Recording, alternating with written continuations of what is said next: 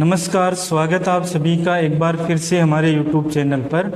आज का वीडियो हमारा फैक्टराइजेशन का फोर्थ पार्ट रहेगा। हालांकि फैक्टर्स नहीं निकालेंगे हम, लेकिन किसी फैक्टर की संख्या, किसी भी फैक्टोरियल में कोई फैक्टर मैक्सिमम कितनी टाइम रिपीट हुआ है या संख्याओं के किसी गुणनफल में कोई फैक्टर कितनी बार मैक्सिमम आया है वो हम काउंट करेंगे। ठीक है, तो इस वीडियो को आगे बढ़ाने से पहले आप लोगों से एक बार फिर से रिक्वेस्ट है कि आप चैनल को सब्सक्राइब कर लें तथा बेल आइकन को प्रेस कर लें, ताकि जब भी नया वीडियो अपलोड हो तो आपको नोटिफिकेशन मिल जाए उसका। ठीक है, चलिए स्टार्ट करते हैं। देखिए, हमने फैक्टोरियल पढ़े थे। जैसे मान लो हम किसी संख्या n का फैक्टोरियल लें, तो फैक्टोरियल n या तो ऐसे लिखा जाएगा या इस तरह से लिखा जाएगा। फैक्टोरियल n का मतलब क्या होता है कि आप 1 से लेकर n तक की प्राकृत संख्याओं का या नेचुरल नंबर्स को मल्टीप्लाई कर रहे हैं। 1 से लेकर n तक की प्राकृत संख्याओं को गुणा करें या नेचुरल नंबर्स को आप मल्टीप्लाई कर रहे हैं। अब n कितना भी हो सकता है। 100 होगा तो 1 से 100 तक हो जाएगा गुणा, 50 होगा तो 1 से 50 तक, 35 होगा तो 1 से 35 तक, इस तरह से ये चलता रहेगा। ठीक है, अब देखिए क्वेश्चन ये बनता है, जैसे मान लीजिए आपको दिया जाए कि फैक्टोरियल 10। अब फैक्टोरियल 10 के अंदर 2 तो होगा ही भाई, 2 तो एक गुणनखंड के रूप में आएगा ही आएगा इसमें। लेकिन क्वेश्चन ये पूछा जाएगा कि बताइए 2 जो है उसकी मैक्सिमम पावर कितनी हो सकती है। 2 की मैक्सिमम पावर कितनी आ सकती है, यानी 2 जो है वो ज्यादा से ज्यादा कितनी बार रिपीट होगा फैक्टोरियल 10। ठीक है, चलिए एक बार इसको हम मैन्युअली करके देखते हैं कि 2 जो है वो फैक्टोरियल 10 के अंदर कितनी बार एक गुणनखंड के रूप में रिपीट होता है। ठीक है, तो देखिए फैक्टोरियल 10 को हम लिख सकते हैं 1 into 2 into 3 into 4 into 5 into 6 into 7 into 8 into 9 into 10। ये फैक्टोरियल 10 हो गया आपका। आपसे पूछा है कि बताइए इसमें 2 जो है वो कितनी बार आएगा। ठीक है, 2 कितनी बार आएगा, तो आप देख सकते हैं कि यहां से 2 जो है वो 1 बार आएगा, इसके अंदर 2 1 बार आ गया। अब ये जो 3 है इसके अंदर तो 2 होगा नहीं, 4 के अंदर 2 होगा, लेकिन 4 जो है वो 2 गुणा 2 होता है। इसका मतलब इसमें 2 कितनी बार आया, तो इसमें 2 जो है वो 2 बार आएगा। भाई ये 2 इंटू 2 होता है ना, 4 2 इंटू 2 होता है, इसलिए इसमें 2 बार आ गया। 6 के अंदर भी 2 होता है, 2 इंटू 3, तो 1 बार 2 होता है इसके अंदर भी, ये 2 इंटू 3 होता है, तो इसमें 1 बार आएगा। ठीक है, 8 जो होता है वो आपका 2 इंटू 2 इंटू 2 होता है, तो इसमें 3 बार आएगा। इसका मतलब नंबर ऑफ 2 कितने हैं इसमें, तो 3 है। ऐसे ही 10 के अंदर 2 इंटू 5 होता है, तो इसमें भी 1 बार आएगा।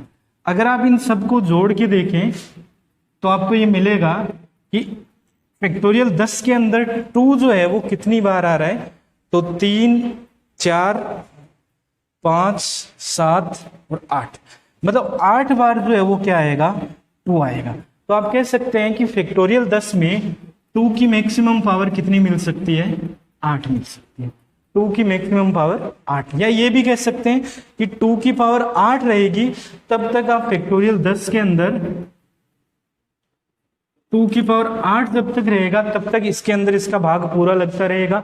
अगर 8 से छोटा है तो भी लगेगा, तो मैक्सिमम 8 तक इसका भाग इसके अंदर पूरा लगेगा, उसके बाद भाग नहीं लगेगा। अगर ये 9 हो जाएगा तो फिर ये पूरा नहीं कटेगा ऊपर से 2, क्योंकि ऊपर तो 2 की पावर 8 ही है ना।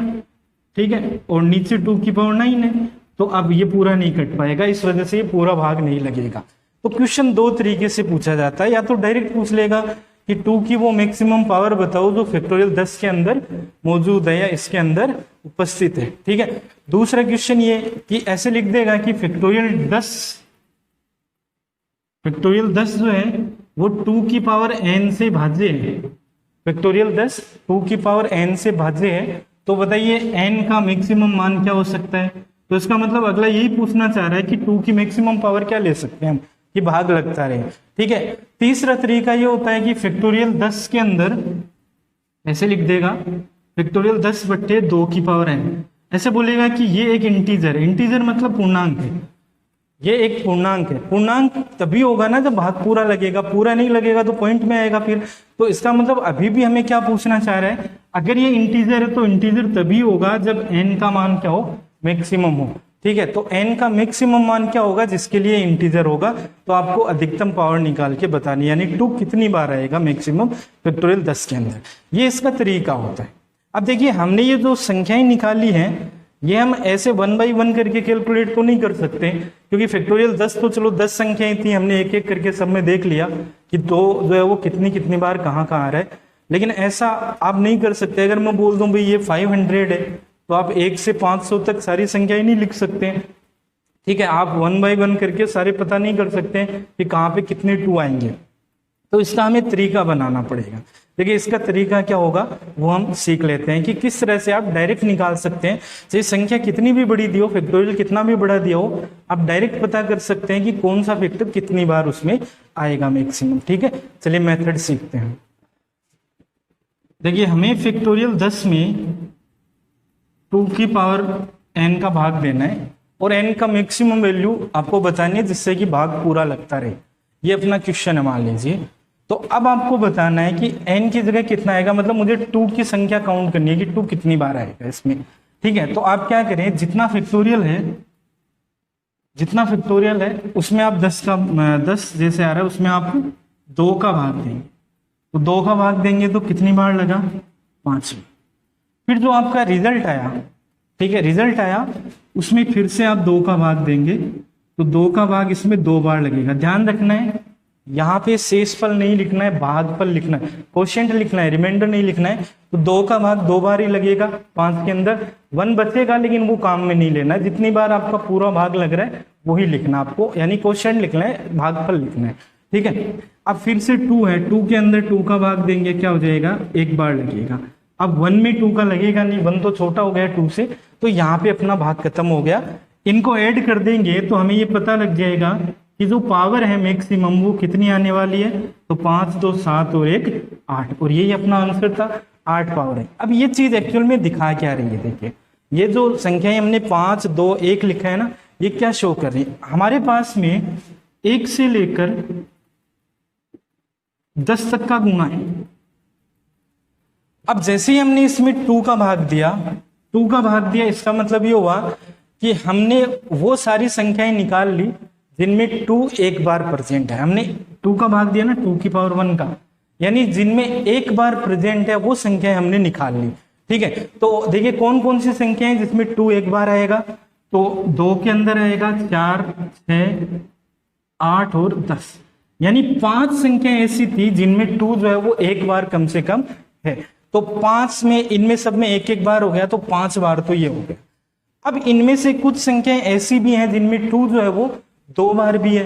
तो हम क्या करें, एक्चुअल में इस 5 में फिर से 2 का भाग दे रहे हैं, मतलब इन 5 संख्याओं में से फिर से हम वो निकाल रहे हैं जिनमें 2 जो है वो 2 बार है। ठीक है, तो हमने दोबारा भाग दिया, तो 2 संख्याएं ऐसी भी है, देखो 4 और 8, इनमें 2 जो है वो 2 बार है, तो ये अलग निकल के आई। इनमें एक एक बार और आ गया, तो 2 2 और हो गए। अब देखिए हमने फिर से भाग दिया, तो इन 2 में से भी एक संख्या ऐसी निकल के आई जिसके अंदर 2 जो है वो कितनी बार है, 3 बार है, तो ये 8 और निकल के आ गया। मतलब 8 के अंदर एक बार और है 2 अभी, तो उस 2 को हमने एक और निकाल लिया। तो 5 2 7 और 1 8, टोटल 8 हो गया। यानी पहली बार जब भाग देते हैं तो वो संख्याएं आ जाती हैं जिनमें कम से कम एक बार 2 है। दूसरी बार भाग देते हैं तो जिनके अंदर कम से कम 2 बार 2 है वो आ जाती है। फिर तीसरी बार देते हैं तो जिनके अंदर कम से कम 3 बार है वो आ जाएगा। अगर 4 बार है तो चौथी बार और देंगे तो जिनके अंदर 4 बार 2 आ रहा है वो आ जाएंगी सारी। ठीक है, तो इस तरीके से हम इसको कैलकुलेट कर रहे हैं। आप ऐसे भी कर सकते थे कि 10 के अंदर 2 का भाग दिया तो कितना आया, 5। इसका मतलब 2 की पावर 1 जो है वो कितनी संख्याओं में प्रेजेंट है, 5 संख्याओं में प्रेजेंट है। अगर आप 10 के अंदर 2 के स्क्वायर का भाग दें तो 2 आएगा। मतलब इन 10 में से 2 संख्याएं ऐसी भी हैं जिनके अंदर 2 का स्क्वायर मौजूद है। ठीक है, अगर आप 10 के अंदर 2 का क्यूब का भाग दें तो एक बार लगेगा। मतलब इन 10 संख्याओं में एक संख्या ऐसी भी है जिसके अंदर 2 जो है वो 3 बार प्रेजेंट है, मतलब क्यूब की फॉर्म में है। तो यहां से भी आप क्या कहेंगे कि टोटल 2 कितनी बार प्रेजेंट है, 8 बार। समझ में आ गया होगा मेरे हिसाब से। ये आपको बेसिक ध्यान रखना है कि ये कैसे निकाल रहे हैं, ठीक है। अब आप देखिए आगे 10 में 2 की पावर 4 का भाग देंगे, अब तो लगेगा ही नहीं। इसका मतलब ऐसी कोई संख्या नहीं है जिसके अंदर 2 जो है वो 4 बार प्रेजेंट हो, ऐसी कोई संख्या नहीं है। तो आप इस तरीके से भी कर सकते हैं और ऐसे भी कर सकते हैं, दोनों एक ही बात, ठीक है।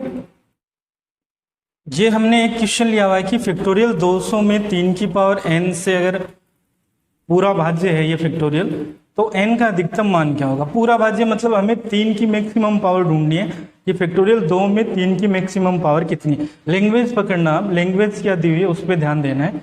पूर्णतः भाज्य तभी होगा जब n की पावर मैक्सिमम जितनी हम ले सकते हैं उतनी ले लें, उससे ऊपर जाएंगे तो फिर भाज्य नहीं रहता है ना, उससे कम रह सकते हैं। लेकिन इसने तो अधिकतम पूछा है, तो हम जितनी ले सकते हैं मैक्सिमम वो हमें बताना है, ठीक है। तो आप क्या करेंगे, 200 में 3 से डिवाइड करना स्टार्ट करेंगे। तो 200 में 3 का भाग देंगे तो 66 आ जाएगा। 66 में 3 का भाग देंगे फिर से 22 आ जाएगा। 22 में 3 का भाग देंगे 7 आ जाएगा। 7 में 3 से भाग देंगे 2 आ जाएगा। 2 में 3 का भाग लगेगा नहीं तो जोड़ दीजिए, यानी n की मैक्सिमम वैल्यू क्या रहेगी, तो 66 22 88 और 7 95 और 2 कितना हो जाएगा 97। तो यहां पे n की मैक्सिमम पावर 97 हो सकती। चलिए नेक्स्ट क्वेश्चन अपना कि अगर फैक्टोरियल 350 बट्टे 7 की पावर n, ये एक पूर्णांक है तो n की मैक्सिमम वैल्यू, ये पूर्णांक तभी तक रहेगा जब तक 7 की पावर n का इसमें पूरा भाग लगेगा। पूरा नहीं लगेगा तो ये पॉइंट में आएगा। इसका मतलब हमें n की मैक्सिमम संख्या ही निकालनी है कि n की जगह मैक्सिमम कितनी वैल्यू हम रख सकते हैं ताकि ये इसको पूरा विभाजित करता रहे, ठीक है। तो आपको फिर से वही तरीका लगाना है, 350 में 7 का भाग देना है तो कितना आएगा, आंसर आएगा आपका 50। 50 में 7 का भाग देंगे तो यह आएगा 7, फिर 7 में 7 का भाग देंगे 1, तो n की मैक्सिमम वैल्यू हो जाएगी 58। तो 58 इस क्वेश्चन का आंसर हो जाएगा। नेक्स्ट क्वेश्चन है अपना कि अगर ये गुणा, जो संख्याओं का एक गुणनफल दिया हुआ आपको, प्रोडक्ट दिया हुआ है, ये 5 की पावर n से पूर्णतः भाज्य है तो n की मैक्सिमम वैल्यू बताओ। अब देखो जो हमने पढ़ा अभी तक वो फैक्टोरियल पे अप्लाई हो रहा था, जो नियम हमने पढ़ा वो फैक्टोरियल होता तो हम डायरेक्ट निकाल लेते। ये तो फैक्टोरियल नहीं है संख्याओं का, इसमें तो रेगुलर नंबर नहीं दिया ना 1 से लेकर, लेकिन हम इसको देखिए इस तरीके से लिख सकते हैं। जैसे 4 को मैं 4 इंटू 1 कर सकता हूं, 8 को 4 इंटू 2 कर सकते हैं, 12 को 4 इंटू 3 लिख सकते हैं, और ऐसे ही 500 को क्या लिख सकते हैं, तो 4 इंटू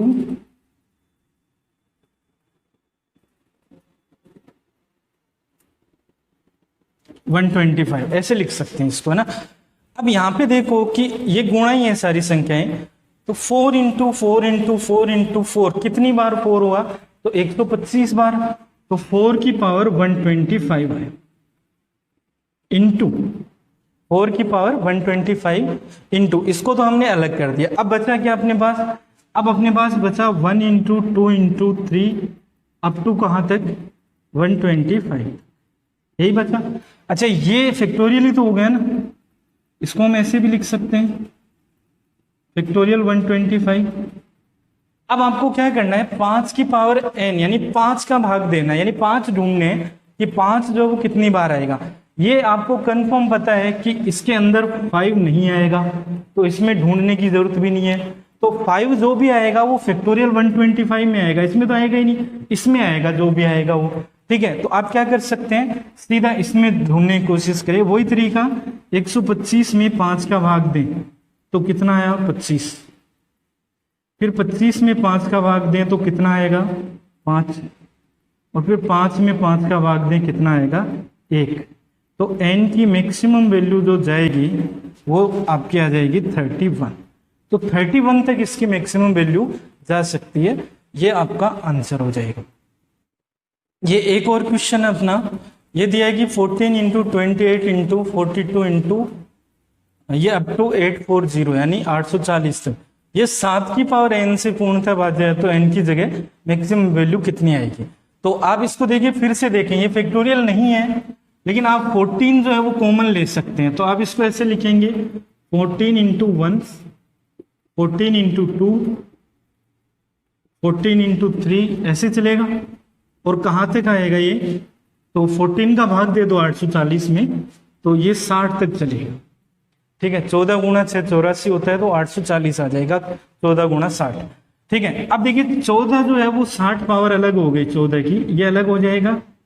और जो अंदर बचा आपका वो 1 इंटू 2 इंटू 3 इंटू 4 कहाँ तक बचा, 60 तक। तो 1 से 60 तक का गुणा जो बचा उसको हम लिख सकते हैं फैक्टोरियल 60।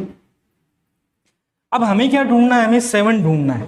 तो आप इसके गुणनखंड कर लो। देखो इसको मैं क्या लिख सकता हूं, इसको 2 की पावर 60 इंटू 7 की पावर 60। इसको अभाज्य गुणनखंड करें 14 के, तो 2 गुणा 7 होगा, तो 2 की घात 60 और 7 की घात 60।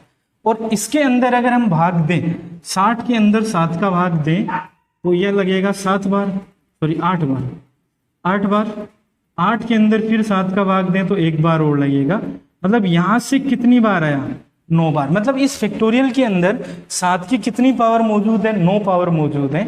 और अगर मैं बात करूं फैक्टोरियल से बाहर, तो बाहर इसमें तो 7 है नहीं, ये तो 2 है। ये कितनी पावर मौजूद है, 60। तो 60 तो यहाँ पे मौजूद है और 9 फैक्टोरियल के अंदर मौजूद है। इसका मतलब ये हुआ कि n की मैक्सिमम वैल्यू क्या हो सकती है, टोटल कितनी पावर हो सकती है, तो 60 प्लस 9, यानी टोटल कितनी बार आएगा इसमें 7, तो वो आएगा 69 टाइम्स। ठीक है, तो कई बार जो फैक्टोरियल के बाहर होता है उसके अंदर कॉमन मिल भी सकता है, आपको पावर मिल भी सकती है, और कई बार नहीं भी मिल सकता है। तो हमने दोनों तरह के क्वेश्चन देखे।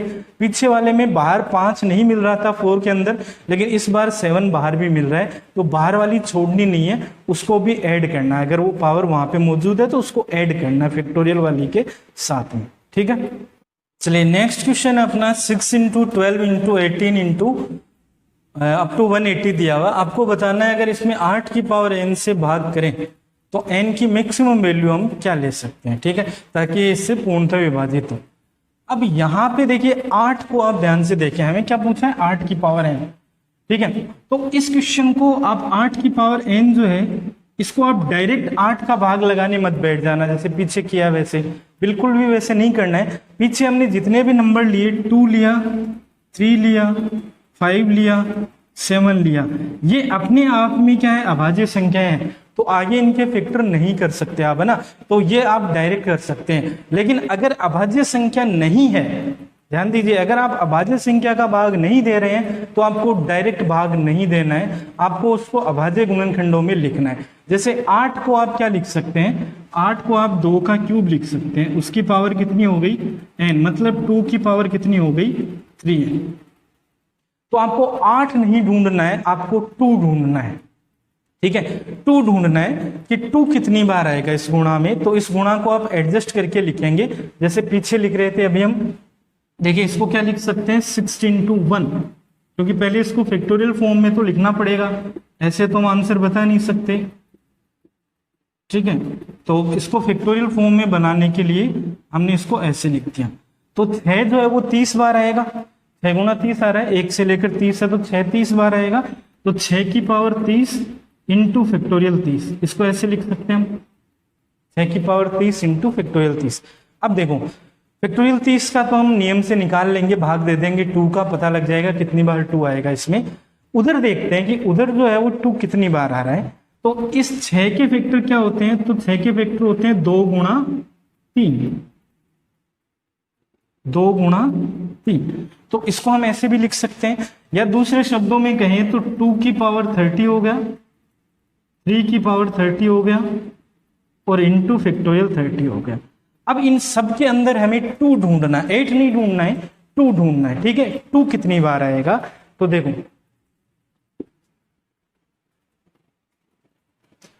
इसके अंदर 2 कितनी बार है, तो 2 की पावर 30 खुद ही है, इसका मतलब 2 कितनी बार है, 30 बार है। इसके अंदर 2 कितनी बार है वो और देख लेते हैं। तो 30 के अंदर 2 का भाग देंगे, 30 के अंदर 2 का भाग देंगे तो 15 आएगा, 15 में 2 का भाग दिया हमने तो 7 है, 7 में 2 का भाग दिया तो 3 आ जाएगा, 3 में 2 का भाग देंगे 1 आ जाएगा।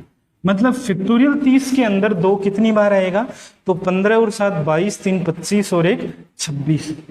ठीक है, अब ध्यान से देखिए पूरी संख्या में 2 कितनी बार बना। ठीक है, तो पूरी संख्या में 2 बना, देखो यहां कितनी बार बना, 30 बार।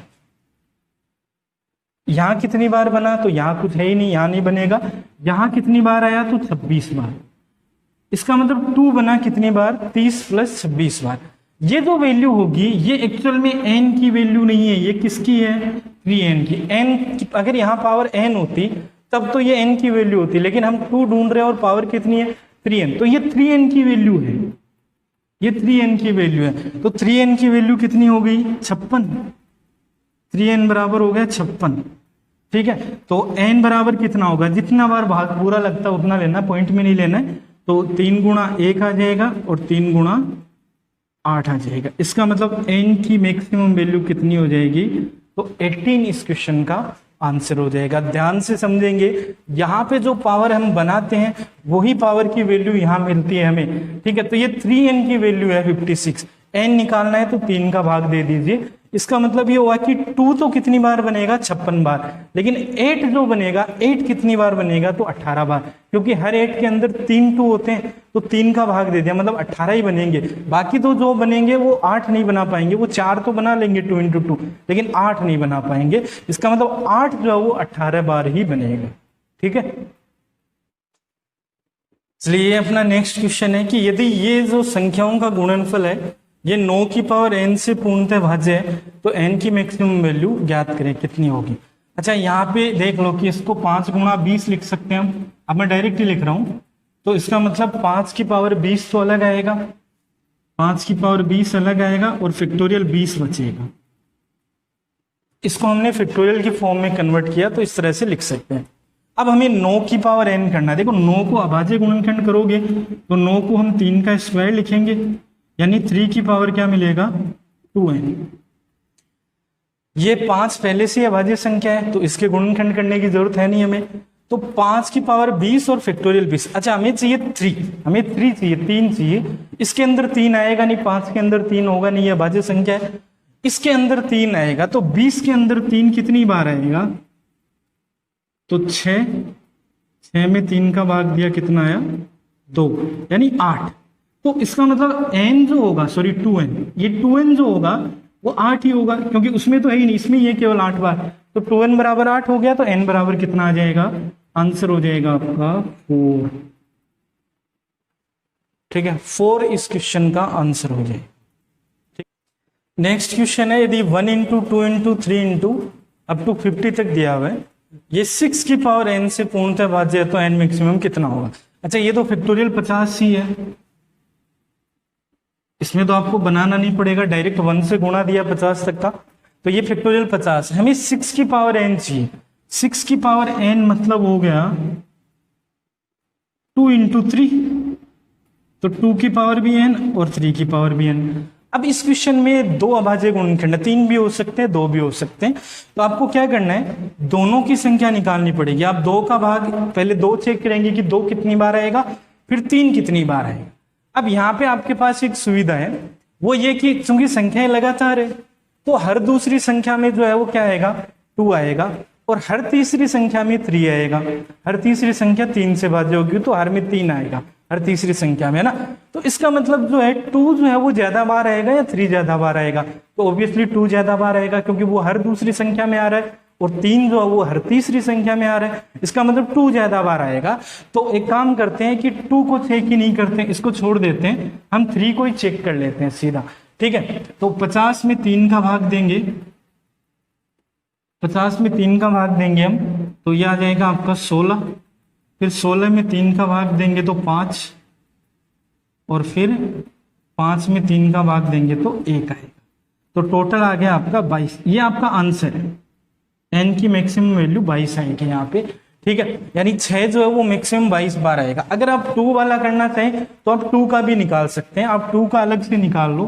तो 50 में 2 का भाग दिया तो 25, 25 में 2 का भाग दिया तो 12, 12 में 2 का भाग दिया तो 6, 6 में 2 का भाग दिया 3, 3 में 2 का भाग दिया 1, तो यहां से n की वैल्यू क्या आएगी, देखो यहाँ भी पावर n ही है तो ये भी n की वैल्यू है और ये भी n की वैल्यू है ना, दोनों n की वैल्यू आ रही है, ठीक है।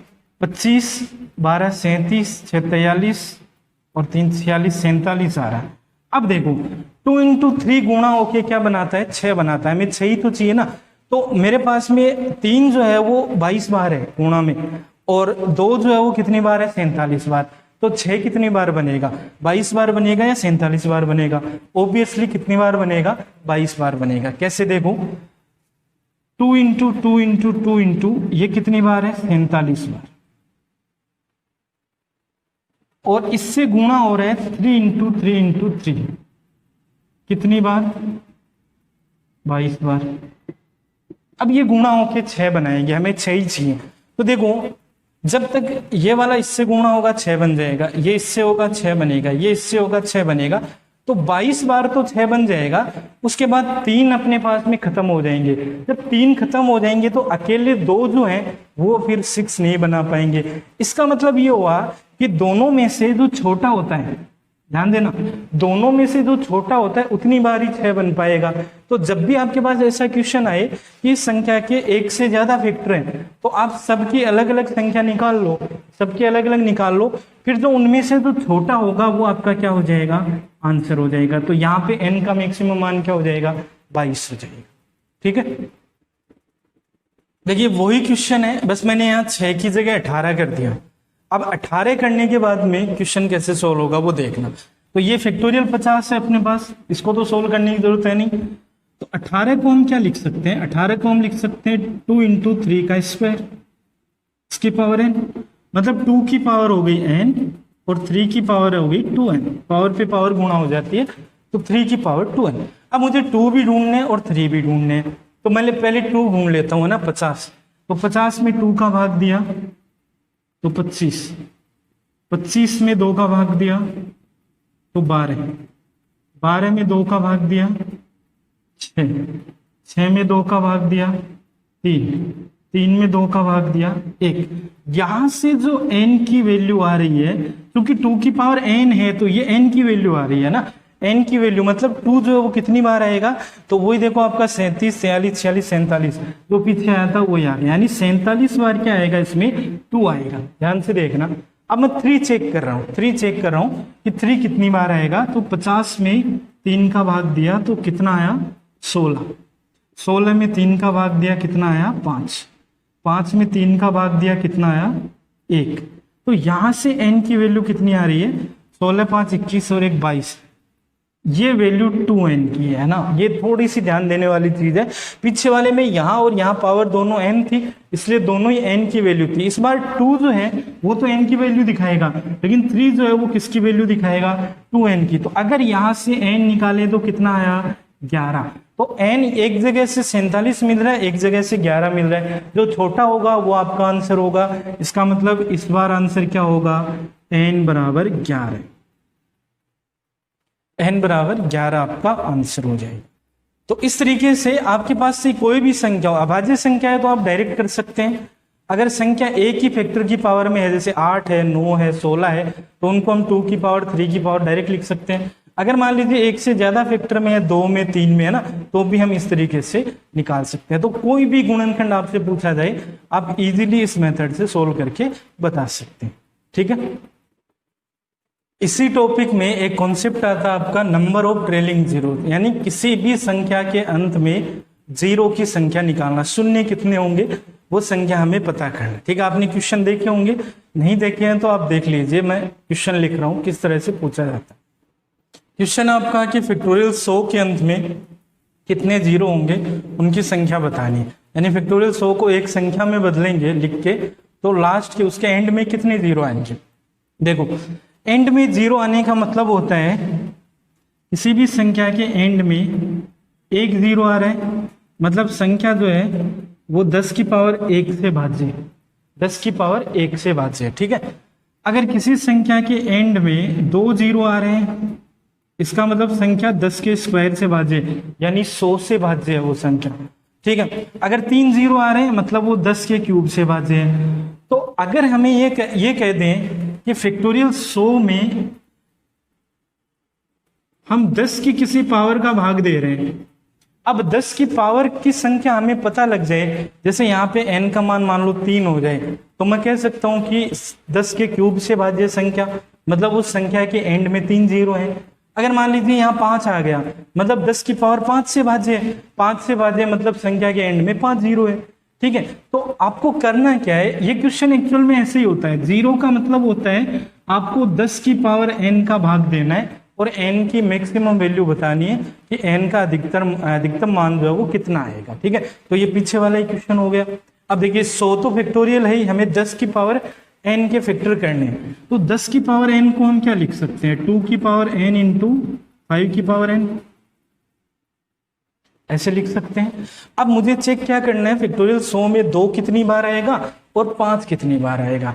अब फैक्टोरियल में ये सुविधा है अपने पास कि मुझे पता है कि 1 से 100 तक का लगातार गुणा है, तो ऑब्वियसली 2 जो है वो क्या आएगा, ज्यादा बार आएगा 5 से। तो मैं 2 चेक नहीं करूंगा, मैं सीधा क्या चेक कर लूंगा, 5 चेक कर लूंगा। जितनी बार 5 आएगा उतने ही जीरो बन जाएगी, क्योंकि 5 कम बार आएगा, जो कम आता है वही अपना आंसर होता है। इसका मतलब 5 चेक कर लेते हैं सीधा, है ना। तो 100 के अंदर 5 का भाग दिया, कितना आया, तो 20। 100 के अंदर 20 के अंदर फिर से 5 का भाग दिया, कितना आया, 4। आगे भाग लगेगा नहीं, इसका मतलब नंबर ऑफ जीरोज कितने होंगे इसमें, तो आपका आंसर होगा 24 जीरो इस क्वेश्चन के या इस फैक्टोरियल के अंत में आएंगे। ठीक है, नेक्स्ट क्वेश्चन, इस गुणनफल के अंत में कितने जीरो आएंगे। अच्छा, ये जो संख्याएं चल रही है 3 के गुणा वाली है ना, तो कितनी बार चलेगा, यहां से पता लग जाएगा कि 3 गुणा कितना आने वाला है, 50। 3 गुणा 50 आएगा, इसका मतलब 3 की पावर 50 अलग हो जाएगा और फैक्टोरियल 50 बचेगा। ठीक है, अच्छा इसके अंदर ना तो 2 है ना 5 है, तो कुछ चेक करने की जरूरत ही नहीं है।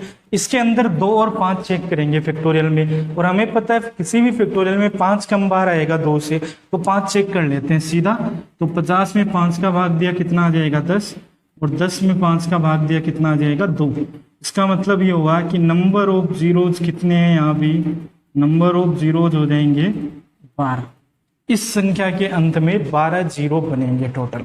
ठीक है, आप चाहिए तो 2 भी निकाल सकते हैं, लेकिन 2 ज्यादा आएंगे ना, 50 में 2 निकाल लो, 47 आएंगे, अभी पीछे किया था हमने। तो 47 और 12 में से जो कम है वो आंसर लेना है, तो ऑब्वियसली 12 अपना आंसर हो जाएगा। ठीक है, चलिए नेक्स्ट क्वेश्चन है अपना 10 गुणा 20 गुणा 30 गुणा 40 अप टू 400, इसके अंत में कितने जीरो होंगे। तो आप देखो ये 10 के गुणा में चल रही है, तो 400 तक है, इसका मतलब 10 गुणा 40 हो गया ना, तो 10 की पावर 40 हो जाएगी अलग, 10 10 40 बार अलग गुणा हो जाएगा, और बाकी बचेगा फैक्टोरियल 40। अब देखो ये तो खुद ही 10 है ना, 10 की पावर 40, इसके अंदर जीरो होंगे, हर 10 में एक जीरो होता है, तो 40 10 गुणा होंगे तो 40 जीरो तो उसी में हो गए। तो इसके अंदर कितने जीरो हैं, 40, इसके अंदर 40 है, इसके अंदर ये तो सीधा फैक्टोरियल है 40 का, तो 2 से चेक नहीं करना, सीधा 5 से कर सकते हैं। 5 का भाग देंगे तो 8 बार लगेगा, फिर 1 बार, यानी इसमें कितने आएंगे, 9। तो नंबर ऑफ जीरोज कितने हो जाएंगे, 49। ठीक है, आप भाग देके 40 में 5 का भाग देके कैलकुलेट करो तो 9 आ जाएंगे ना, 40 उसमें है ही पहले से, तो 40 प्लस 9 कितने हो जाएंगे, 49। ठीक है, ये अपना नेक्स्ट क्वेश्चन है 5 into 10 into 15 into 20 up to 250, इसके अंत में शून्य की संख्या कितनी। ठीक है, देखिए ये 5 के गुणा वाली संख्या, पीछे वाली भी 10 के गुणा वाली थी, तो ये 5 गुणा कितना होगा, 50, लास्ट संख्या देख लो बस, तो 5 की पावर 50 तो अलग हो जाएगा, और बचेगा फैक्टोरियल 50, फैक्टोरियल 50। अब आप कहेंगे कि भाई इसमें 5 कितनी बार आ रहा है, 50 बार, इसमें कितनी बार आया, 50 बार, 5 50 बार आ रहा है ना, इसमें कितनी बार आया, 5, तो इसके अंदर आ जाएगा आपका 12 बार, तो 62 जीरो होने चाहिए, लेकिन ये बिल्कुल गलत आंसर है। 62 जीरो इसमें नहीं होंगे, कारण देखिए हमने लगातार फैक्टोरियल जो है इसके अंदर तो 5 ज्यादा आएंगे, लेकिन सॉरी 5 जो वो कम बार आएंगे इसके अंदर तो, लेकिन यहाँ पे जो 5 है बाहर की तरफ जो 5 है उसके अंदर दिक्कत है, क्योंकि वो पहले से ही 50 बार 5 अलग से लिया हुआ बैठा है। तो अब ऐसा भी तो हो सकता है ना कि 2 कम बार आ जाए इसमें। ठीक है, तो आपको ध्यान ये रखना है जब भी फैक्टोरियल के बाहर 5 की पावर आपके पास एक्स्ट्रा जा रही हो, है ना, 5 की पावर एक्स्ट्रा जा रही हो, तो ध्यान दे कि 2 जो है वो भी कम बार आ सकता है। भाई 10 के लिए तो हमें 2 और 5 दोनों चाहिए ना, 2 और 5 दोनों चाहिए। हम 5 से तब तक कैलकुलेट कर सकते हैं जब तक कि फैक्टोरियल के बाहर 5 की पावर नहीं आ रही हो, है ना। अगर फैक्टोरियल के बाहर 5 की पावर आ रही है या यहाँ पे 5 के गुणा वाली संख्या आ रही है, तो ये हो सकता है कई बार कि 5 की संख्या 2 से क्या चली जाए, ज्यादा चली जाए। जैसे इस क्वेश्चन में जा रही है 5 कितनी बार आया, 62 बार। तो इसमें नंबर ऑफ 5 जो है, नंबर ऑफ 5 जो है वो 62 है। लेकिन अगर मैं 2 की बात करूं तो 2 इसमें तो है ही नहीं, इसमें मैं 2 कैलकुलेट करूंगा तो 47 टाइम्स आएगा, अभी पीछे किया था हमने। तो 2 जो है वो कितनी बार आएगा इसमें, 47 बार। अब आप ध्यान से देखिए कम कौन सा हो गया, इस बार 2 कम हो गया, इसका मतलब अपना आंसर क्या होगा, 47 होगा। जो कम होगा वही आंसर होगा। तो ये ध्यान देने वाली चीज है। अगर फैक्टोरियल के बाहर 5 की पावर मिल रही हो तो आप 2 भी कैलकुलेट करें, हो सकता है 2 कम हो जाए। अगर फैक्टोरियल के बाहर जो 5 की पावर नहीं मिल रही है आपको एक्स्ट्रा, तो फिर आप निश्चिंत हो जाइए कि 5 का ही भाग देना है, बाकी किसी से चेक करने की जरूरत नहीं है। अब पीछे वाले क्वेश्चन में बाहर फैक्टोरियल के क्या था, 10 था, 10 था। तो 10 के अंदर दिक्कत इसलिए नहीं हुई क्योंकि 2 भी 40 बार है और 5 भी 40 बार है, तो ये तो बराबर है, यहाँ तो बराबर है दोनों, है ना। जो भी डिफरेंस आएगा वो इसकी वजह से आएगा, कम ज्यादा, इसलिए हमने डायरेक्ट इसमें चेक कर लिया। और इसमें हमें पता है कि 5 कम बार आएगा, 2 ज्यादा बार, इसलिए डायरेक्ट 5 से काउंट कर लिया हमने। ठीक है, तो ये थोड़ा सा आपको ध्यान रखना है कि अगर फैक्टोरियल के बाहर 5 आ रहा है, इसका मतलब आपको 2 भी काउंट करने की, 2 कितनी बार आएगा। ठीक है, हो सकता है 2 कम बार आ जाए और आपका आंसर वो हो जाए। ठीक है, नेक्स्ट क्वेश्चन आपका 1 की पावर 1, 2 की पावर 2, 3 की पावर 3 अप टू 100 की पावर 100, इसके अंत में शून्य की संख्या कितनी होगी। ठीक है, अब ऐसे क्वेश्चन जो है उनको सोल्व करने का तरीका ये है कि आपको 5 ढूंढने, क्योंकि संख्याएं लगातार है तो 2 तो बहुत ज्यादा बार होंगे, 5 से तो ज्यादा बार ही आएंगे 2, है ना। तो आपको क्या करना है, 5 चेक करना है कि 5 कहाँ कहाँ आ रहा है। देखिए इसमें एक तो आपके पास आएगा 5 की पावर 5 में, 5 की पावर 5 आएगा ना, उसके अंदर 5 मिलेगा आपको। ठीक है, फिर अगला 5 जो मिलेगा वो 10 की पावर 10 में मिलेगा। अगला मिलेगा आपको 15 की पावर 15 में, अगला मिलेगा 20 की पावर 20 में, उससे अगला मिलेगा 25 की पावर 25 में, ऐसे चलता रहेगा। ठीक है, इसी तरीके से होगा। तो मैं क्या कर रहा हूं, इसमें सारे नंबर नहीं ले रहा हूं, मैं कुछ एक नंबर ले रहा हूं जो कि इंपॉर्टेंट है। ठीक है, तो देखिए 5 आएगा, 10 में आएगा, उसके बाद 25 ले रहा हूं मैं सीधा, 25, उसके बाद 50, उसके बाद 75 और उसके बाद 100। ठीक है, देखिए 1 से 100 तक ये 4 संख्याएं ऐसी हैं जिसके अंदर 5 जो है, देखिए ये 25, 50, 75, 100, ये मैंने जानबूझ के लिए, क्योंकि ये संख्याएं वो हैं जिनमें 5 डबल बार आता है। जैसे 25 के अंदर 5 × 5 2 बार आता है 5, 50 में भी 2 × 5 × 5 होता है तो 2 बार 5 आएगा, 75 में भी 2 बार आएगा, 100 में भी 2, जिनमें 2 बार आता है वो मैंने ले लिया, बाकी सब में एक एक बार आएगा। ठीक है, 5 के अंदर एक बार, 10 के अंदर एक बार, 15 के अंदर एक बार। अब देखो 5 के अंदर एक बार है, लेकिन 5 की पावर 5 के अंदर तो 5 बार हो गया, इसका मतलब यहाँ पे 0 कितने निकल के आएंगे, 5 निकल के आएंगे। इसकी वजह से कितने 0 आएंगे, तो 10 0 निकल के आएंगे, उससे अगले की वजह से 15 आएंगे, ऐसे चलते रहेंगे हम। तो यहाँ पे जो आएगा 25 के अंदर अगर एक बार देखें, मान लो इसके अंदर हम 5 देखें तो 2 बार 5 है, तो 25 2 बार हो गए ना, तो इसका मतलब 25 + 25। देखो ऐसे मैं जानबूझ के लिख रहा हूं ताकि कैलकुलेशन करने में, जोड़ने में आसानी रहे ना। ऐसे चलेंगे तो 50 के अंदर 50 बार आएंगे, है ना, लेकिन 50 बार 2 बार आएंगे ना, 50 2 बार आएंगे। ठीक है, क्योंकि 50 के अंदर खुद के अंदर 2 बार होता है, तो एक बार होता तो 50 बार ही होता, लेकिन 2 बार है तो 50 2 बार हो जाएंगे, दोनों की पावर 50 होगी, है ना। अरे ऐसे 50 जो है ना उसकी पावर 50 है, तो 2 × 5 × 5 ही होगा ना, तो इसकी पावर 50 है ना, ऐसे। तो ये भी 50 बार हो गए, ये भी 50 बार हो गए, इस तरीके से, है ना। ऐसे अगर हम करें कि 75 में कितनी बार आएगा, तो इसमें 75 + 75, ठीक है, 2 बार आएगा। ऐसे अगर 100 में करें तो 100 + 100, इसमें भी 2 बार हो, बाकी सब में लगातार एक बार ही होगा। अब आप ध्यान से देखें तो इनका अगर हम टोटल करें तो ये 4 जो है संख्या एक्स्ट्रा मिल रही है, इनको तो मैं अलग जोड़ देता हूँ, है ना। इनका जोड़ कितना होगा, तो देखो 25 प्लस 50 प्लस 75 प्लस 100, ठीक है। तो 100, 100, 200 और 250, तो ये तो 250 जीरो अलग हो गए, है ना।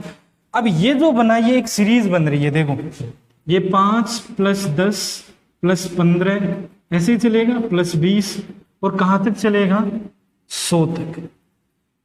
ये आप कहें तो ये एक एपी है, मतलब ये एक समांतर श्रेणी है ना, ठीक है, अर्थमेटिक प्रोग्रेशन है।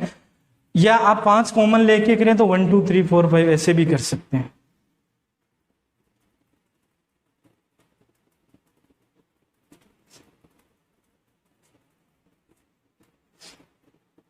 ठीक है, तो आप क्या करेंगे इसको, देखिए मैं इसको समांतर श्रेणी से बता रहा हूं, ठीक है, ताकि जितने भी क्वेश्चन आए, अब इसमें तो 5 कॉमन आ रहा है, सब में 5 कॉमन ना भी आए, ठीक है, तो उस हिसाब से हम क्या कर रहे हैं, इसको समांतर श्रेणी से समझ रहे हैं।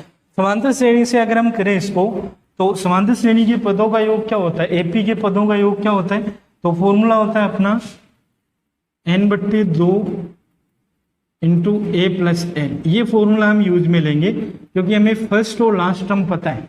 एन का मतलब होता है पदों की संख्या, कितने पद होंगे भाई, 5 10 15 20, तो ये 100 तक 20 पद हो गए ना, 5 गुणा 20 ही तो 100 होता है, तो 5 के पहाड़े में ये 20 नंबर पे आएगा, इसका मतलब ये 20 हो गए पद, तो ये 20/2 हो गया, एन की जगह 20 रख दिया हमने।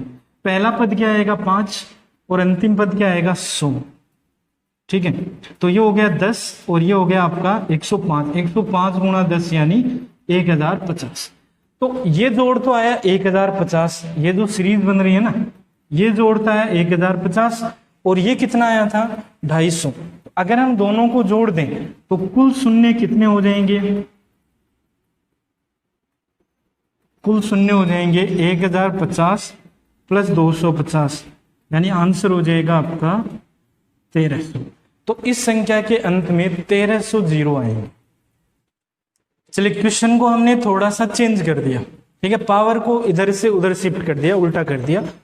अब आपको बताना है इसके अंत में कितने जीरो आएंगे, बहुत आसान है, वही तरीका, बस आपको ये ध्यान रखना है 5 की पावर कितनी आएगी, 5 की पावर यहाँ कितनी आएगी, देखो 4 की पावर 96 आएगी, 5 की पावर कितनी आएगी, तो 95 आ जाएगी, है ना, 5 की पावर 96 आएगी, 4 की 97 और 5 की 96 आएगी, ठीक है।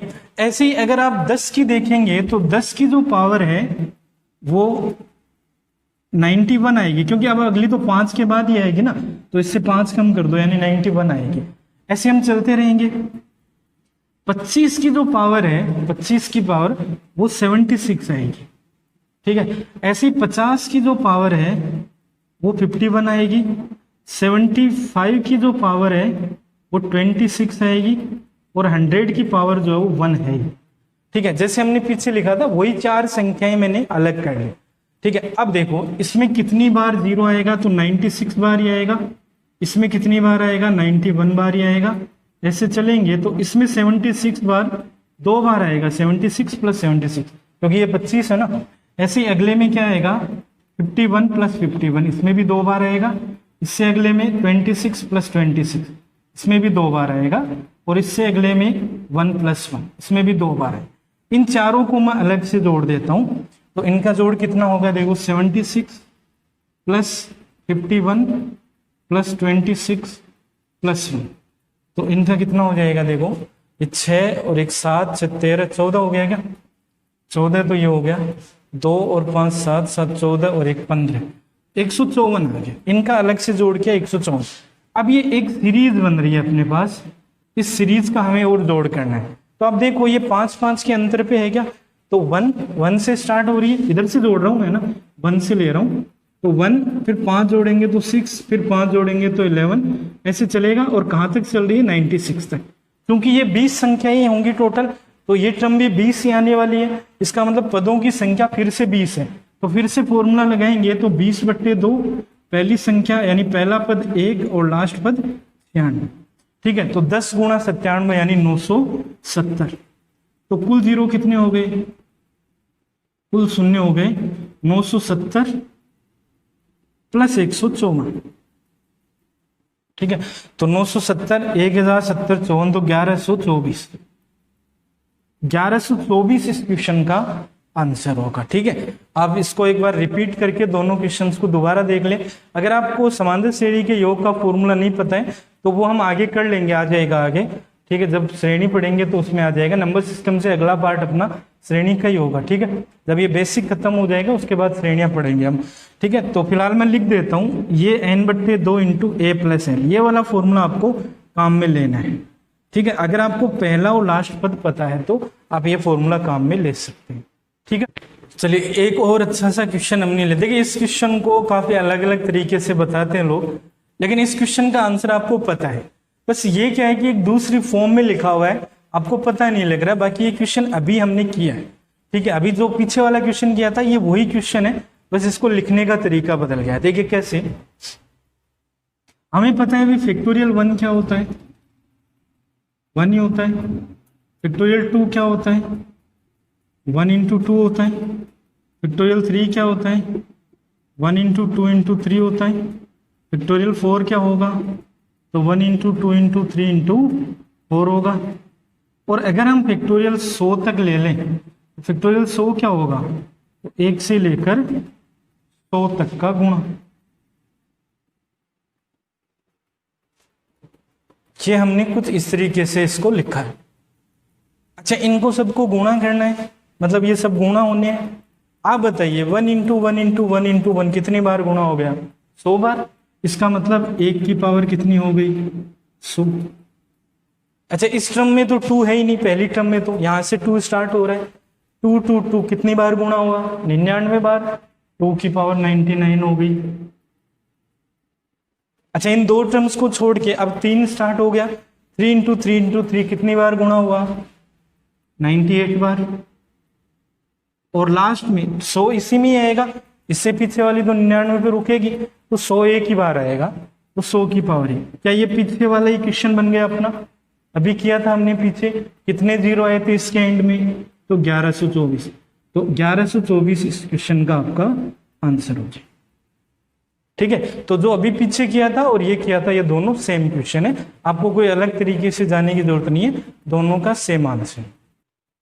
अगला क्वेश्चन है 73 का फैक्टोरियल प्लस 74 का फैक्टोरियल, इन दोनों का जोड़ करेंगे तो इनके अंत में कितने जीरो आएंगे, ठीक है। तो देखिए कितने जीरो आएंगे, आप कैसे कैलकुलेट करेंगे इन क्वेश्चन को। हमने फैक्टोरियल की प्रॉपर्टी पढ़ी थी कि 74 को इसको मैं ऐसे लिख लेता हूँ, ज्यादा सही रहेगा।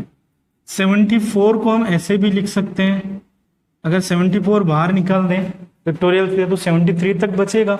73 का फैक्टोरियल कॉमन आ जाएगा दोनों में से, तो यहाँ तो 1 बचा और यहाँ 74 बचा, यही बचेगा। तो इसका मतलब ये बन गया 73 इंटू 75, 73 इंटू 75, ठीक है। 73 के अंदर 5 का भाग देके हम निकाल सकते हैं कि कितने जीरो है ना, क्योंकि 2 से तो 5 कम बार आएगा, ये हमें पता है फैक्टोरियल में, तो 5 से चेक कर सकते हैं। इसमें 5 मौजूद है, लेकिन 5 इतनी ज्यादा बार भी मौजूद नहीं है कि 2 से ज्यादा बार चला जाए, ऐसा भी नहीं होगा। 5 है इसमें, लेकिन 5 बहुत ही कम बार है, कोई इतना ज्यादा भी नहीं है। देखो इसको हम क्या लिख सकते हैं, 3 गुणा 5 का स्क्वायर लिख सकते हैं 75 को। 5 दो ही बार एक्स्ट्रा है, तो आप चाहे तो 2 और 5 दोनों कैलकुलेट कर लो या अकेला 5 कर लो, क्योंकि यहाँ 5 कम बार ही आने वाला है।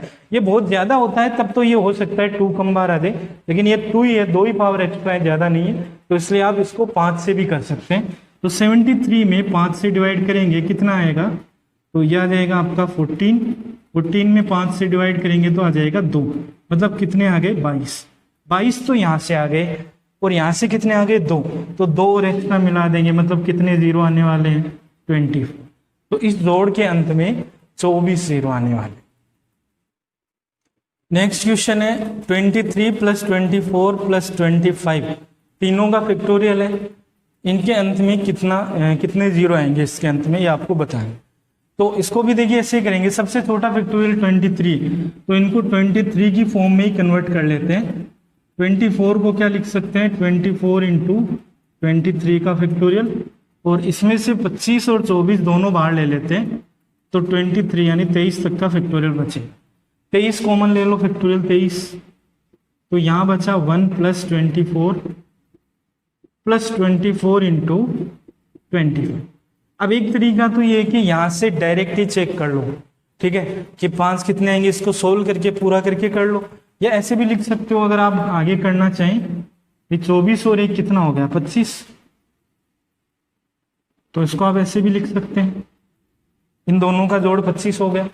यहां से 25 कॉमन आ जाएगा बाहर, तो यहाँ क्या बचा 1 और यहाँ क्या बचा 24, ऐसे ही बचेगा। तो 24 और 1 फिर से 25 हो गया, तो फैक्टोरियल 23 × 25 × 25, तो फैक्टोरियल 23 इंटू ये 5 का स्क्वायर, ये भी 5 का स्क्वायर, 5 की पावर 4 हो गई, तो 4 एक्स्ट्रा आ गए, बाकी यहां से आ जाएंगे 23 से, तो 23 में 5 का भाग देंगे, 4 बार लगा, 4 ही बाहर से आ रहे हैं, तो 4 + 4 मतलब कितने जीरो आएंगे, तो 8 जीरो आएंगे। 2 तो वैसे भी ज्यादा आएंगे, 2 का भाग 12 बार लग रहा है, तो 8 से तो ज्यादा ही आए, 12 तो एक बार में ही आ गए, ठीक है। इसका मतलब 8 इस क्वेश्चन का आंसर हो जाएगा। नेक्स्ट क्वेश्चन, सभी अभाज्य संख्याओं के गुणनफल के अंत में शून्य की संख्या कितनी होगी। देखो सभी अभाज्य संख्याएं, तो अभाज्य संख्याएं क्या होती है, 2 × 3 × 5 × 7 × 11 × 13, ऐसे ही चलेगा। अब ये जितनी भी होती हैं सारी लेनी है, इसको गुणा करेंगे तो इसके एंड में कितने जीरो आएंगे। तो देखिए जीरो के लिए हमें 2 और 5 चाहिए, तो इसमें 2 ये आ रहा है, 5 ये आ रहा है। अब हो सकता है कि आगे किसी संख्या में 5 आ जाए, हो सकता है, आएगा नहीं लेकिन हो सकता है, मान लो आ जाए, वैसे आना आएगा नहीं, आपको भी पता है, क्योंकि अगर 5 आगे आ गया मतलब उसमें तो 5 का भाग लग जाएगा, 5 का भाग लग जाएगा तो फिर वो अभाज्य कैसे रहेगी। मतलब आगे किसी संख्या में ना तो 2 आएगा ना 5 आएगा, क्योंकि 2 के अलावा कोई सम संख्या अभाज्य हो ही नहीं सकती है, क्योंकि फिर 2 का भाग लग गया अगर आगे, ठीक है, तो फिर तो वो अभाज्य रही नहीं। इसका मतलब 2 और 5 दोबारा रिपीट नहीं होंगे, दोबारा रिपीट नहीं होंगे तो फिर एक ही जीरो बनेगा इन दोनों के गुणा से। तो आपका आंसर हो जाएगा कि इनके गुणनफल के अंत में केवल और केवल क्या होगा, 1 शून्य आएगा, 1 से ज्यादा नहीं आएगा।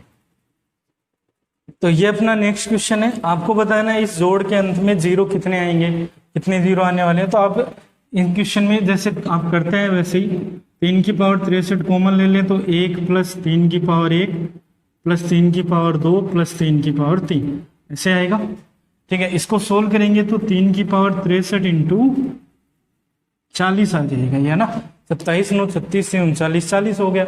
अच्छा 40 जो है उसके अंदर 2 जो होगा वो 3 बार होगा और 5 जो होगा वो 1 बार होगा, तो 2 और 5 का गुणा ही तो 10 बनाता है, तो जो मिनिमम होगा यानी 5 एक बार ही है और 2 3 बार है, 5 जो मिनिमम होगा वो आंसर होगा, तो 5 एक ही बार है, इसका मतलब कितने जीरो आएंगे, 1, तो एक बार ही इनके अंत में 1 ही शून्य आएगा, इससे ज्यादा शून्य नहीं आएगा, क्योंकि इसके अंदर तो 5 और 2 दोनों ही नहीं है, यहाँ 2 है 5 है, 5 एक बार है 2 3 बार है, तो जो कम बार होगा वो आपका आंसर हो जाएगा ना, तो एक बार इसमें जीरो आएगा इसके एंड में।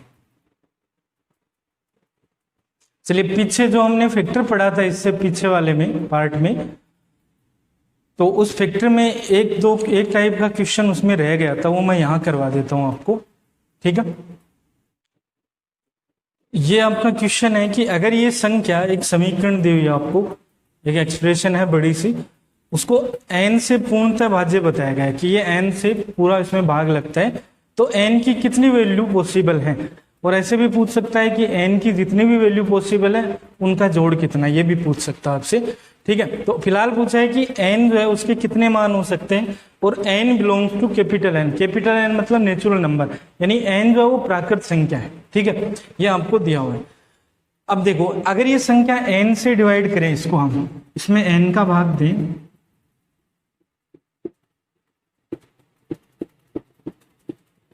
तो आप ऐसे कर सकते हैं कि सब में n का अलग अलग भाग दे दें, तो आप देख रहे हैं कि यहाँ पे n जो है वो n से कट रहा है, यहाँ भी कट रहा है, यहाँ नहीं कट रहा है।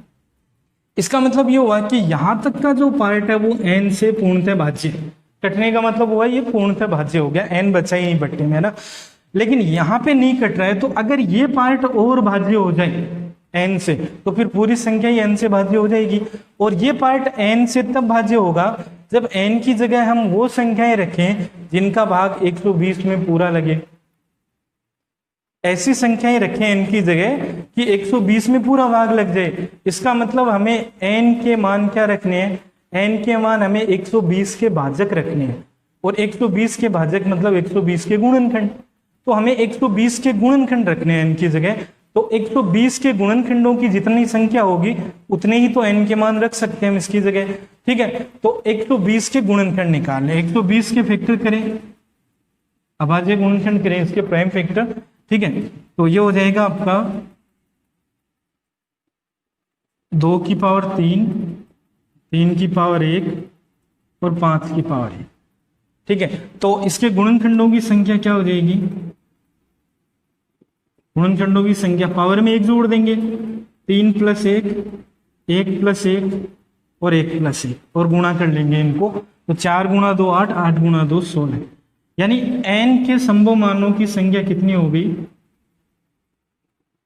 n के संभव मानों की संख्या 16 हो जाएगी। तो 16 इस क्वेश्चन का आंसर होगा। ठीक है, अब वो n के मान हो क्या सकते हैं वो भी आप बता सकते हैं। n बराबर 1 रख सकते हैं, 1 रखेंगे तो पूरा भाग लगेगा। ठीक है, n बराबर 2 रख सकते हैं, 3 रख सकते हैं, 4 रख सकते हैं। ऐसे जिन जिन का भी इसमें भाग लग सकता है वो सारी वैल्यू, मतलब हम 120 के गुणनखंड में से कोई सा भी n का मान रख सकते हैं। ठीक है, तो भाग पूरा लगेगा। तो आपको एक्चुअल में इसके गुणनखंडों की संख्या निकालनी। अब ऐसे पूछता है कि n के सभी संभव मानों का योग निकालो। तो योग का मतलब हुआ कि आपको n के जो 16 मान है, यानी जो 16 गुणनखंड आ रहे हैं 120 के, उनका योग करना है। तो हम गुणनखंड का जो योग वाला फॉर्मूला है, जो तरीका वो लगा लेते, 2 की पावर 0 से 2 की पावर 3 तक, 3 की पावर 0 से 1 तक और 5 की पावर 0 से 1 तक जोड़कर फिर गुणा कर लेते, जैसे हम पीछे कर रहे थे। तो ये एक टाइप के क्वेश्चन और इसमें बनते हैं, ये हमने यहाँ पे कर लिया। एक क्वेश्चन मैंने पीछे वाले जो सेकंड वीडियो था अपना, सॉरी थर्ड वीडियो फैक्टराइजेशन का, उस थर्ड वीडियो के एंड में एक क्वेश्चन मैंने और छोड़ा था और आपको बोला था कि भाई इसका आंसर आपको निकाल के बताना है। तो उसको भी हम देख लेते हैं एक बार। ठीक है, ये क्वेश्चन हमने छोड़ा था कि वह सबसे बड़ा पूर्णांक याद करें जिसके 4 गुणनखंड हैं, एग्जैक्टली 4 गुणनखंड हैं, और जो फैक्टोरियल 28 को पूर्णतः विभाजित करते हैं। ठीक है, आप बताइए कि 4 गुणनखंड होने का मतलब ये हुआ, 4 को हम क्या लिख सकते हैं, 4 को 2 × 2 लिख सकते हैं। ठीक है, या 1 × 4 लिख सकते हैं। तो अगर हम कोई भी पूर्णांक n मान लें, अगर 2 × 2 लिखेंगे तो इसका मतलब p की पावर 1 और q की पावर 1, तभी तो गुणनखंड 2 × 2 बनेंगे ना, एक जुड़कर, एक एक कम करके लेते हैं हम। या फिर n बराबर क्या होना चाहिए, n बराबर, ये तो 0 हो गया तो 4 अकेला ले सकते हैं। तो या फिर हम p का क्यूब ले सकते हैं, किसी भी प्राइम नंबर का क्यूब, या प्राइम नंबर की पावर 1 प्राइम नंबर की पावर 1, ऐसे भी ले सकते हैं। तो ये 2 स्थितियां, 2 तरीके से हम इसको हम बना सकते हैं, जो अपना पूर्णांक है उसको हम बना सकते हैं। अब कंडीशन ये है कि 28 जो है, 28 फैक्टोरियल 28 मतलब 1 से 28 तक का गुणा अपने पास, उसके अंदर इस n का भाग पूरा लगना चाहिए, मतलब n पूरा कटना चाहिए ऊपर से। ठीक है, अगर मैं p क्यूब रखता हूं, n की जगह p क्यूब रखता हूं, ध्यान से देखें, p प्राइम नंबर ही होगा क्योंकि ये प्राइम फैक्टर ही होते हैं हमेशा, तो ये प्राइम नंबर होगा, मतलब अभाज्य संख्या होगी। कौन सी अभाज्य संख्या है बड़ी से बड़ी जिसकी 3 पावर इसमें कट सकती है? तो मेरे हिसाब से 7 है। देखो 7 जो है वो 3 बार आ सकता है इसमें, 28 के अंदर 7 किस किस में आएगा, 7 में आएगा, 14 में आएगा, 21 में आएगा। तो 7 की पावर 3 आ सकती है, कट सकती है। 11 की पावर 3 नहीं आ सकती है क्योंकि 11 जो है वो 11 में आएगा, उसके बाद किस में आएगा, 22 में आएगा, उसके बाद 33 में, लेकिन 33 तो आएगा नहीं इस फैक्टोरियल में, तो 22 तक आएगा। इसका मतलब 11 की मैक्सिमम 2 पावर कट सकती है। तो मैक्सिमम सबसे बड़ा जो हुआ अभाज्य संख्या वो 7 ही हुई जिसकी तीनों पावर इसमें कट सकती है। आप 5 की भी कट सकती है, लेकिन हमें तो सबसे बड़ा चाहिए, तो 7 की पावर 3 हम ले सकते हैं। इसका मतलब एक पॉसिबिलिटी तो ये हुई कि n जो है वो 7 का क्यूब हो सकता है, मतलब 343 हो सकता है। ठीक है, एक तरीका तो ये हुआ, एक वैल्यू तो ये हो गई। अब दूसरा, अगर मैं यहाँ पे n की जगह p × q करूं, ये वाली वैल्यू रखूं, तो p और q दोनों अभाज्य संख्याएं होंगी। ठीक है, तो ऐसी बड़ी से बड़ी कौन सी 2 अभाज्य संख्याएं हैं जिनका गुणा इसमें पूरा कट सकता है? बड़ी से बड़ी, तो आप देखेंगे कि 28 से छोटी 10 छोटी अभाज्य संख्या कौन सी है? 23, और 23 से 10 छोटी कौन सी है? जो कट सकती है, क्योंकि 23 दो बार तो कट नहीं सकता ना, तो 23 से छोटी कौन सी है, 19। तो बड़ी से बड़ी अभाज्य संख्याएं जो इस फैक्टोरियल में मौजूद हैं वो हैं 19 और 23। मतलब P और Q की जगह हम 19 गुणा 23 कर सकते हैं। तो 19 गुणा 3 57 हो गया, और 38 5 कितना हो गया, 43। ठीक है, तो 437 एक वैल्यू n की हो सकती है 437। बताइए दोनों में से बड़ी कौन सी है, तो 437 आपका आंसर हो जाएगा। 437 वो सबसे बड़ा पूर्णांक है जिसके केवल 4 गुणनखंड होंगे, इसके 4 ही होंगे ना, 19 गुणा 23 के तो 4 ही होंगे। ठीक है, और इसका भाग इसमें पूरा भी लगेगा क्योंकि इसमें 19 भी आएगा 23 भी आएगा, तो 19 और 23 दोनों को काट देगा ये, और ये पूरा इससे विभाजित भी हो जाएगा। ठीक है, तो आपका आंसर हो जाएगा 437, ये नहीं होगा क्योंकि ये इससे छोटा रहेगा। ठीक है, तो ये अपना आज का वीडियो था जिसमें हमने कुछ और नई चीजें सीखी हैं। ठीक है, अभी वीडियो काफी लंबा जा रहा है तो आज के लिए इस वीडियो में इतना काफी है। ठीक है, एक बार फिर से आप लोगों से रिक्वेस्ट है कि आप लोग चैनल को सब्सक्राइब कर लें, उसके अलावा बेल आइकन को भी प्रेस कर लें ताकि आपको नोटिफिकेशन मिले। अकेले सब्सक्राइब करने से आपको नोटिफिकेशन नहीं मिल पाएगा। ठीक है, दूसरी चीज, मैंने आपको हर एक वीडियो के डिस्क्रिप्शन में आपको कुछ ग्रुप्स हैं, जैसे फेसबुक का हमारा पेज है या फिर जो टेलीग्राम ग्रुप है उसका लिंक दिया हुआ है, तो आप उस लिंक पे जाकर आप वो ग्रुप ज्वाइन करें ताकि कुछ अच्छे क्वेश्चंस आप डिस्कस कर सकें, कुछ नए कॉन्सेप्ट आप अच्छे से सीख सकें। ठीक है, कोई प्रॉब्लम हो तो आप अपनी प्रॉब्लम शेयर कर सकते हैं, और किसी और की प्रॉब्लम अगर आप सोल्व कर सकते हैं तो आपकी प्रैक्टिस हो जाएगी और आप सोल्व करके उनको बता भी सकते हैं। ठीक है, तो आप ग्रुप जरूर ज्वाइन कर लें। तो इस वीडियो में फिलहाल इतना काफी है, अगले वीडियो में एक नए कॉन्सेप्ट के साथ फिर से मिलेंगे, तब तक के लिए धन्यवाद।